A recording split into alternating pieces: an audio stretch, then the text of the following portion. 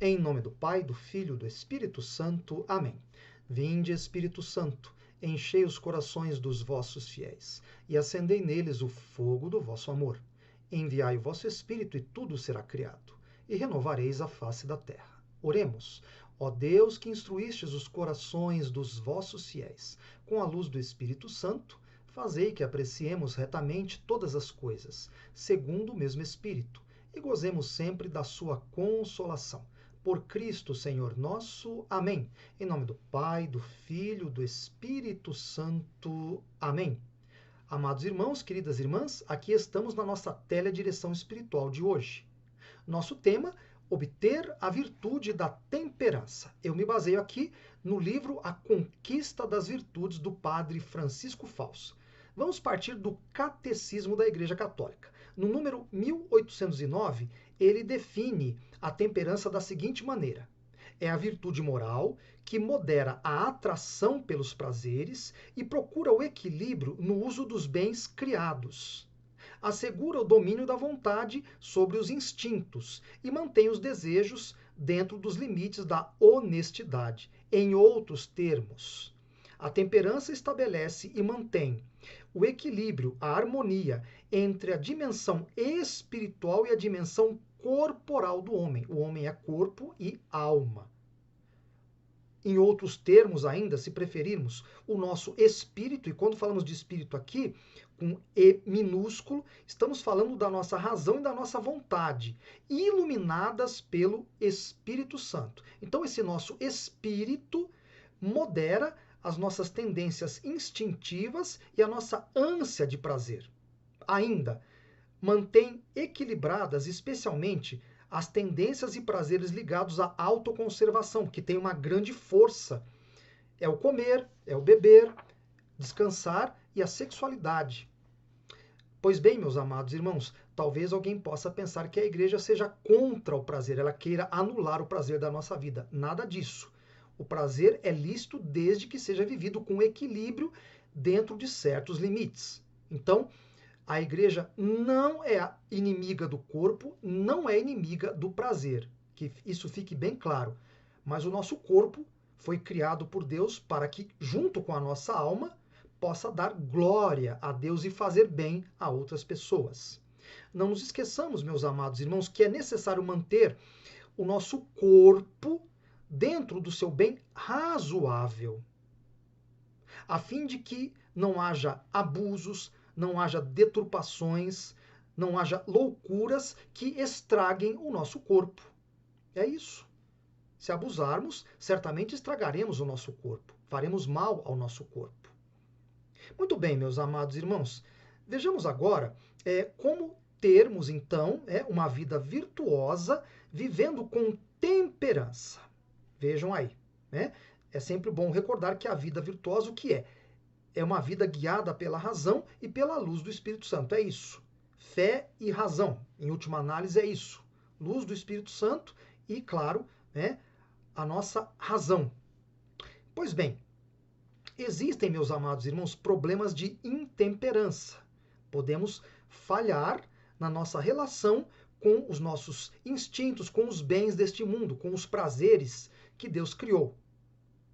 Vejam só, existem fundamentalmente 3 problemas. Vejamos cada um deles. Problema número 1. Nós podemos, infelizmente, usar o que existe para o bem como instrumento para o mal. Vejam só. Então vamos explicar isso. O homem pode usar as suas mais nobres faculdades, ou seja, a inteligência e a vontade, tanto para o bem como para o mal. A inteligência e a vontade foram criadas para o quê? Para fazermos o bem, mas nós podemos usar como instrumentos para o mal, vejam aí.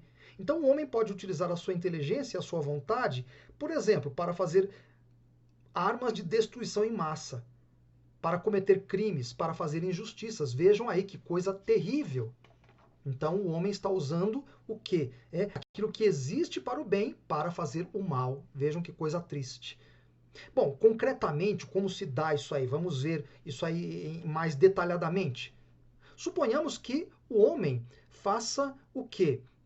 do alimento e da bebida. Quando eu falo aqui de bebida, eu não falo de bebida alcoólica, eu falo da bebida em geral, que temos que tomar água, enfim, para mantermos-nos vivos. Então, o homem pode transformar o alimento e a bebida em instrumentos do mal, exagerando, não é verdade, no alimento e na bebida, e fazendo mal ao seu corpo e até à sua saúde psíquica, vejam aí.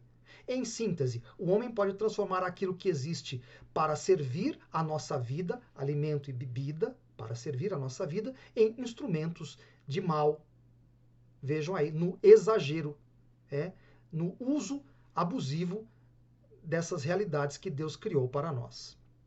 Ainda, o que o homem pode fazer? Ele pode usar o sexo, que é uma manifestação santa de amor entre os esposos, é isso, e também uma colaboração com Deus que quer trazer novos filhos a este mundo. Então, o que acontece? O homem pode transformar isso aí em um gozo irresponsável, então uma busca desenfreada do prazer sexual, ou até mesmo em crime. Vejam só, não é? Abuso de menores, por exemplo, coisa terrível.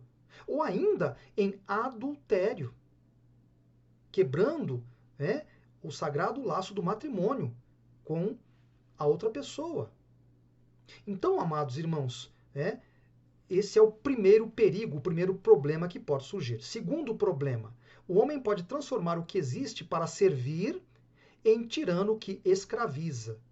Bom, recordemos, comida, bebida e sexo são o quê?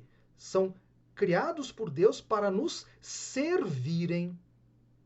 São servidores. Mas o que acontece? O homem pode ser o quê? Dominado pela comida, dominado pela bebida, dominado pelo sexo.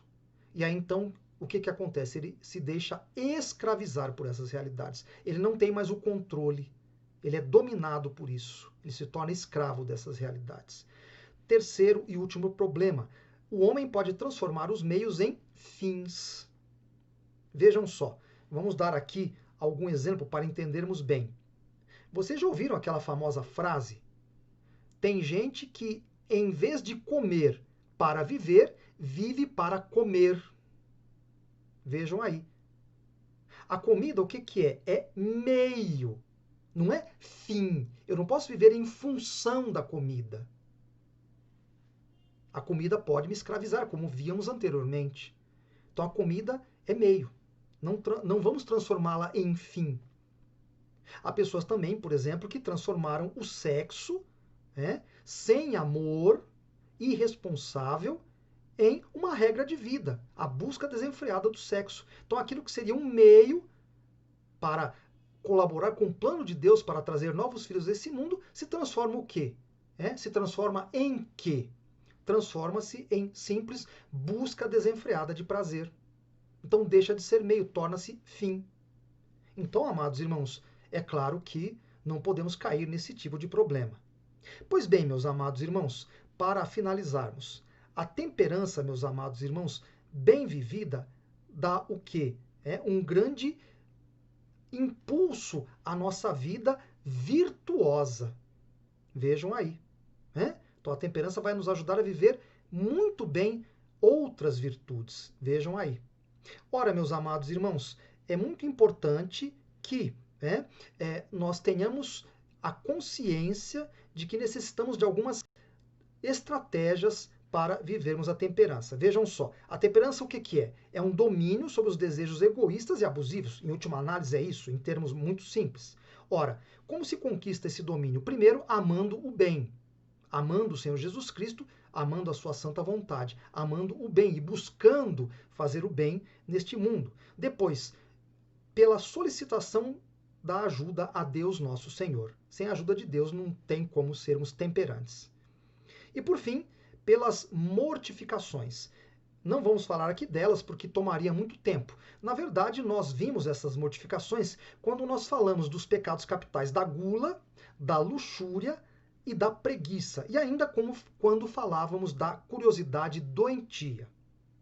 Então ali tem as estratégias para então termos uma vida temperante, uma vida equilibrada, uma vida em que não abusamos do prazer, não vamos movidos por nossos instintos. Então é isso, queridos. né? Vivam a temperança para que vocês tenham paz no coração de vocês, para que vocês tenham uma vida virtuosa. Abençoe-vos Deus Todo-Poderoso, Pai, Filho, Espírito Santo. Amém.